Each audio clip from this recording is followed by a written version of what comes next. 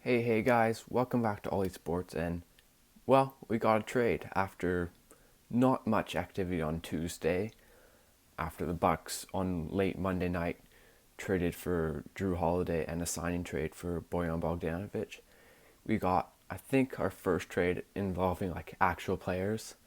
I believe the Knicks traded up a bit in the draft, giving up their second rounder to move up to number 23, and the Utah Jazz got pick number 28. But we're going to talk about Al Horford for Danny Green.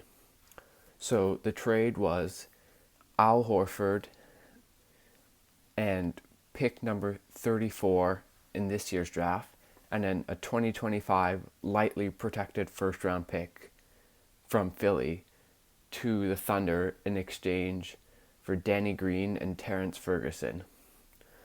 So my first thoughts on the trade are, yet again, the Thunder get another two picks. Pick number 34, like, that's basically a late first round pick, and there's some guys who could be of real value in this draft class around that range. And then a 2025 first round pick, I mean, who knows what that'll turn out to be, but it's still another first round pick. And then Al Horford, I think he or Steven Adams will certainly be traded before the season starts or at the trade deadline or whenever. I can't see them keeping them both after seeing what Al Horford did this year at power forward, which actually wasn't that bad. 12 points, 7 rebounds, and 4 assists this year, and shot 35% from 3 on 4 attempts a game. But the shooting stats almost don't matter with Horford because he doesn't really have the reputation as a shooter, so he wasn't an adequate spacer for Ben Simmons and Danny Green. So the Thunder next year are not making the playoffs. And as I said, I think they'll probably trade Horford or Steven Adams into future assets. And then they give up Danny Green, who they never really had. And so they turn Schroeder into Horford and 2 firsts and 1 early second. So I'd say, I mean, for where they're going as a franchise, that's probably the right idea. Just they continue to stockpile picks. I think they have like 18 first round picks in coming years, which is just ridiculous. So if we talk about it from Philly's side, who was the team giving up the picks, the main thing is they get off Horford's contract, which was obviously just an ill-advised decision last offseason. 4 years, $109 million, still 3 years left on that contract. And in exchange, they get Danny Green, who is an expiring deal, and Terence Ferguson, who really isn't much. I think he averaged like 4 points. So if we talk about Danny Green, obviously has sort of lost his touch in the last 2 years, but he's still a pretty good defender, and he was such a good shooter. Like, there's obviously hope that he can get back to that and provide some much needed spacing, which when you have Ben Simmons and Joel Embiid, you need shooters. And that's what earned Danny Green a contract in the NBA, and that's why he gets paid to shoot.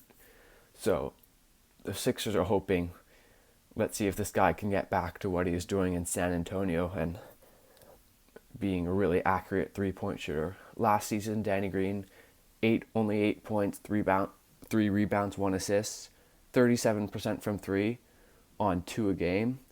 So had a pretty diminished role.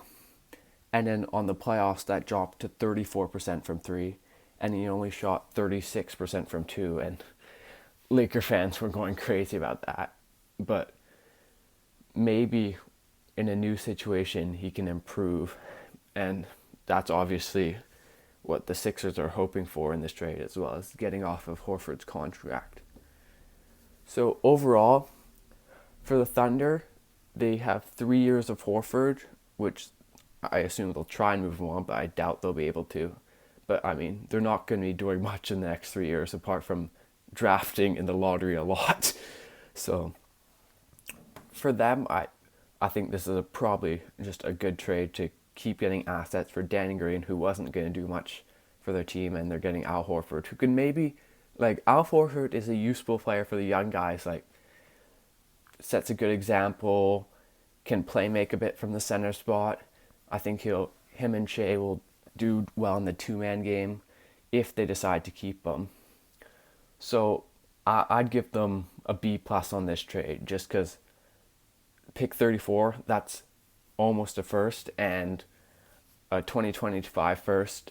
A lot can change in 5 years in the NBA, and you never know how much that pick is going to be worth.